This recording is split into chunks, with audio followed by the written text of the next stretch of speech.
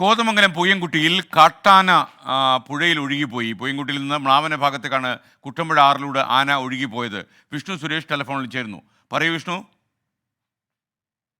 ഒരു 10 മിനിറ്റ് മുമ്പാണ് പൂയംകുട്ടിയിൽ കുട്ടമ്പുഴ ആറിലൂടെ കാട്ടാന ഒഴുകിപ്പോയി എന്ന വിവരം ലഭിക്കുന്നത്. അവിടെ നിന്ന് പ്ലാവന ഭാഗത്തേക്ക് കാട്ടാന ഒഴുകിപ്പോയി. പുഴയിൽ ശക്തമായ കുത്തൊഴുക്കുണ്ട്. നിലവിൽ വനംവകുപ്പ് ഉൾപ്പെടെയുള്ള ആളുകൾ ആനയെ രക്ഷിക്കാനുള്ള നടപടികൾ ആരംഭിച്ചിട്ടുണ്ട് എന്നാണ് പ്രദേശവാസികളിൽ നിന്ന് ലഭിക്കുന്ന വിവരം.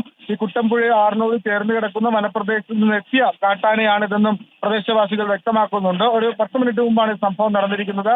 ആനയെ രക്ഷിക്കാനുള്ള നടപടികൾ കുട്ടമ്പുഴ റേഞ്ച് ഫോറസ്റ്റിന്റെ നേതൃത്വത്തിൽ ആരംഭിച്ചിട്ടുണ്ട്. ആവശ്യമെങ്കിൽ കൂടുതൽ ഫോറസ്റ്റ് ഓഫീസേഴ്സിനെ അങ്ങോട്ടേക്ക് എത്തിക്കുമെന്നും അറിയിച്ചിട്ടുണ്ട്. എങ്ങനെയാണ് കാട്ടാന ഈ പുഴയിൽ അകപ്പെട്ടത് എന്നുള്ള കാര്യത്തിൽ ഇപ്പോഴും ഒരു വ്യക്തത വന്നിട്ടില്ല. പ്രദേശവാസികളാണ് ആന ഇത്തരത്തിൽ ഒഴുകിപ്പോകുന്നത് കണ്ടത്. അവർ വിവരം ഫോറസ്റ്റ് ഓഫീസർമാരെ അറിയിക്കുകയായിരുന്നു. നിലവിൽ ഫോറസ്റ്റ് സംഘം അങ്ങോട്ടേക്ക് എത്തിയിട്ടുണ്ട്.